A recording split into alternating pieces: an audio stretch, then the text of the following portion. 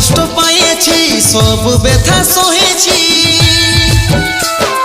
তোর বিহার দিনে কত লুকাই লুকাই কাঁদেছি শুধু তোকে খুশি দেখার কারণে অভিশাপ হয়ে আলিস জীবনে বোধহয় সুখ পাবো আমি মরণে অভিশাপ হয়ে আলিস জীবনে বোধহয় সুখ পাবো আমি